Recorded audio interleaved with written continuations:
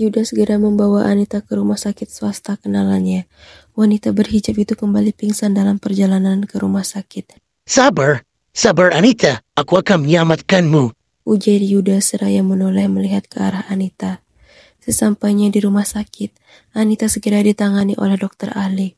Karena sebelumnya Yuda sudah menghubungi temannya terlebih dahulu. Pras tolong, selamatkan dia, aku mohon, pinta Yuda dengan panik. Pras memegang bahu Yuda mencoba menenangkan pria baik itu. Tarik napas, buang secara pelan. Tarik napas lagi, buang secara pelan. Tenang, mari kita bicara dengan tenang. Tuntunin Pras. Yuda melakukan apa yang dikatakan oleh temannya itu. Perlahan napasnya mulai kembali teratur dan ia pun mulai tenang. Kemudian Yuda melihat ke arah temannya. Kamu sudah merasa lebih baik? Tanya Pras. Yuda pun mengangguk. Ayo kita duduk dulu, lalu kamu ceritain apa yang terjadi. Wanita itu kenapa? Apa yang terjadi padanya? Dan siapa dia? Tanya Pras. Pras, aku nggak tahu apa yang terjadi sama dia. Aku menemukan dia dalam keadaan kesulitan seperti yang kamu lihat tadi di kamar mandi, dan dia adalah orang yang aku kenal, jawab Yuda. Pras menatap curiga pada Yuda. Kalian hanya kenalan saja? Iya, kenapa? Hanya kenalan, tapi gimana kamu bisa menemukan dia di kamar mandi? Tanya Pras lagi. Yuda bingung harus bagaimana menjelaskannya. Anita juga mungkin tidak ingin ada orang lain tahu masalahnya. Yuda melihat ke sembarang arah seraya menyisir rambut dengan tangannya. Yuda, panggil Pras lagi karena temannya itu diam. Yuda menghela napas. Pras, sulit bagi kamu untuk menjelaskannya. Aku mohon sama kamu jangan tanya lebih dalam lagi. Nanti aku ceritain insyaAllah kalau wanita itu mengizinkan, jawab Yuda. Akhirnya Pras pun memutuskan untuk tidak ikut campur lebih jauh lagi dari urusan itu. Mereka pun menunggu di luar ruangan di mana Anita sedang diperiksa bersama. Terlihat jelas raut wajah Yuda yang cemas. Peluh membasahi pelipis hingga lehernya. Sesekali pria baik itu menggigit tangannya karena terlalu khawatir. Kebiasaan Yuda yang seperti itu selalu saja ia lakukan jika orang yang ia sukai sedang tidak baik-baik saja. Pras pun menyimpulkan bahwa wanita yang sedang diperiksa itu adalah wanita yang Yuda sukai. Beberapa saat kemudian dokter keluar dan menemui mereka berdua yang masih menunggu. Yuda segera berdiri begitu dokter mendekatinya. Gimana dok? Tanyanya. Kamu sudah tahu kondisi kaki wanita ini? Tanya dokter. Iya dok, sebelumnya kondisi kakinya memang sepertinya pernah patah, jawab pria baik itu. Dan sekarang kaki itu kembali patah. Kami bisa mengoperasinya dan membuatnya jauh lebih baik, ucap dokter itu. Wajah Yuda berubah menjadi ceria. Benarkah dok? Apa dia bisa kembali normal? Tanyanya. Itu mungkin saja, karena kami melihat kemungkinan itu, tapi tidak sepenuhnya sempurna. Tidak apa-apa dok, aku kanlah dok, desak Yuda. Kalau begitu silakan isi formulirnya terlebih dahulu, jawab dokter itu. Kemudian ia pergi lagi. Yuda melihat ke arah Pras dan mengajak Pras untuk membuat formulir itu. Tapi Pras diam saja, tidak bergerak dari tempatnya. Kenapa? apa kamu walinya? Tanya Pras. Yuda terdiam. Ia baru ingat bahwa Anita sudah punya suami. Tapi sungguh di dalam hati Yuda dia tidak ingin memberitahu Malik.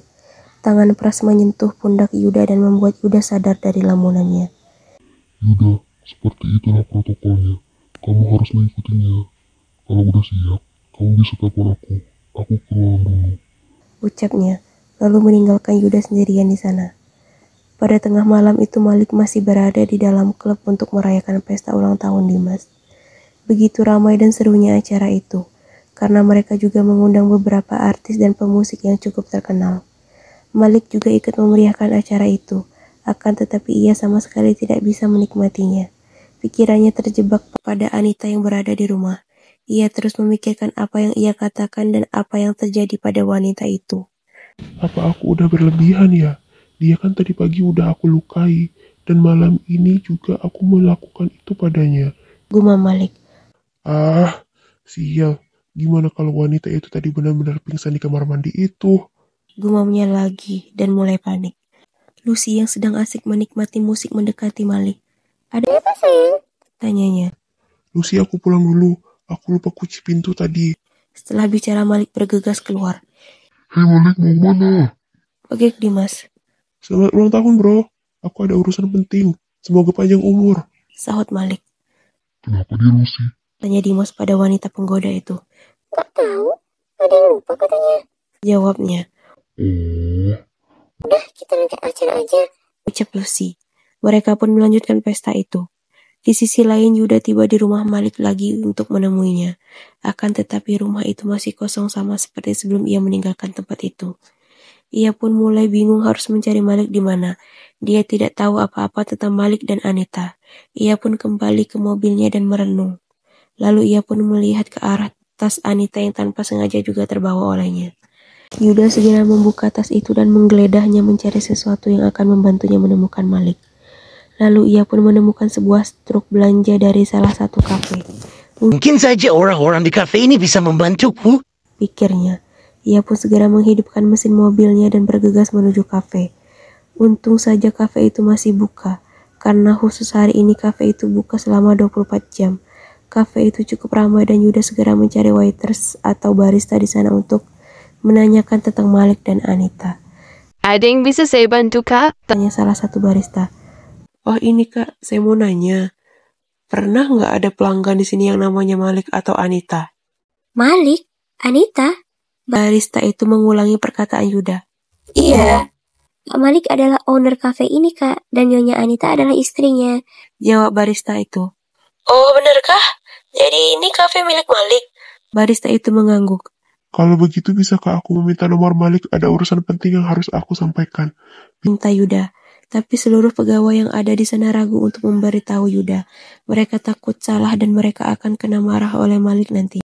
Yuda menyadari hal itu dan ia pun berkata, Begini mbak, kalau memang mbaknya nggak percaya mbaknya aja deh yang nelpon balik. Bilang ada yang nyariin namanya Yuda. Dan ini seorang Anita. Salah satu barista yang memiliki nomor Malik pun mulai menghubungi suami Anita itu. Beberapa saat kemudian Malik datang ke kafe dan melihat Yuda sedang meminum secangkir kopi yang ia pesan sembari menunggu. Suami dari Anita itu segera menghampirinya dan memukuli Yuda. Berani-berani ya kamu masuk ke rumah orang tanpa izin? Geramnya dan kembali melayangkan pukulan pada wajah tampan pria baik itu.